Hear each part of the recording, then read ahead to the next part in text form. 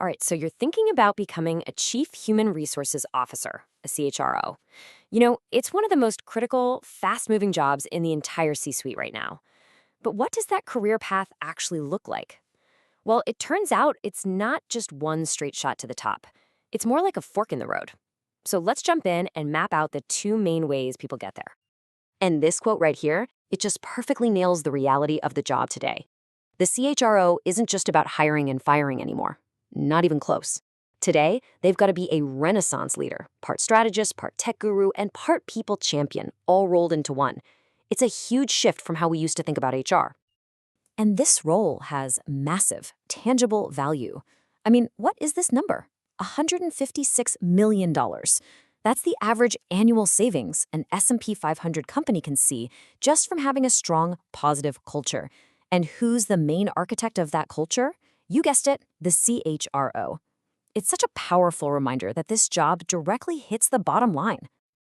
Okay, so this brings us to our first big idea, the evolution of the CHRO. We're talking about a move from a simple support role to being a real power player in the business. Yeah, it's a clear move from the back office straight into the boardroom. Today's CHRO is a vital partner to the CEO. They're embedding company values into everything, using actual data, not just a gut feeling, to make talent decisions, and really, truly shaping the company's ability to win in the market. And if you want proof, look no further than the numbers. This is where you see the direct link between what a CHRO does and the company's financial results. I mean, check this out. Gallup found that companies where employees are highly engaged, and that's a direct result of a great people strategy, right? They're 23% more profitable. It's a perfect example of how a great CHRO isn't a cost center. No, they're a value creator, big time. Okay, so we know the role is absolutely crucial, but how do you get there?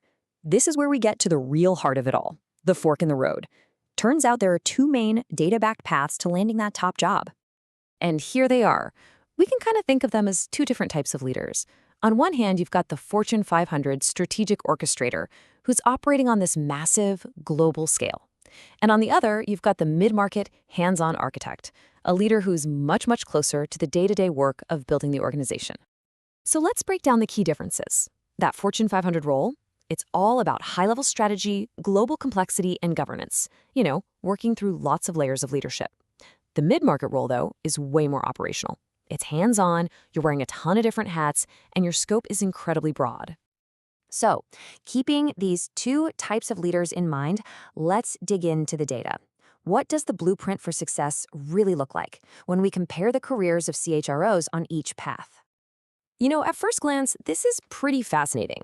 The total time in the workforce is almost identical for both, right around 27 years. But don't let that fool you. The really important difference isn't the length of the career, it's the kind of experiences you have along the way. And that's where these two paths really start to split. And here is the first huge difference. A whopping 68% of Fortune 500 CHROs have board-level experience, compared to just 28% in the mid-market. This just screams that in the Fortune 500 world, governance and influencing the highest levels of the company is a core part of the journey, long before you even get the top job. Now, the mid-market path often looks a lot like this. It's a pretty direct climb. You start out as a specialist or maybe a generalist, you move up to manage a team as a director, and then you step into a VP of HR role that oversees the whole function. It's a classic ladder to the top. The Fortune 500 path, on the other hand, is less of a ladder and more like collecting a set of keys. Before they get the CHRO title, these leaders often run highly specialized senior teams, like being the global head of compensation or the chief diversity officer. The whole idea is to build deep, world-class expertise in one specific area before you're handed the keys to the entire kingdom. Now, even with these different paths, the data is super clear that there are a few skills that are just, well, non-negotiable. These are the big strategic things you absolutely have to have experience with, no matter which road you take. First up is DEI, diversity, equity, and inclusion. And just look at these numbers, over 90% for both paths. The message here couldn't be clearer. Leading a DEI strategy is not some niche specialty anymore. It is a fundamental must-have skill for any modern CHRO, period. Next up, digital transformation. A staggering 92% of CHROs on both sides have led major digital projects. So, what does that mean? It means understanding HR tech, data analytics, and AI isn't just for the IT department anymore, it's a core competency of modern HR leadership. And finally, mergers and acquisitions. A full 88% of CHROs have M&A experience.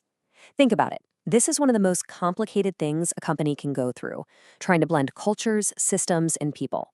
A CHRO who can steer the ship through that proves their strategic value at the highest possible level.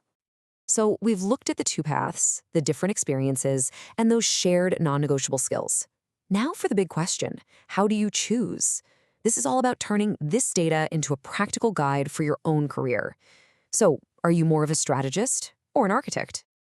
This table really lays it all out. Just think about your work style.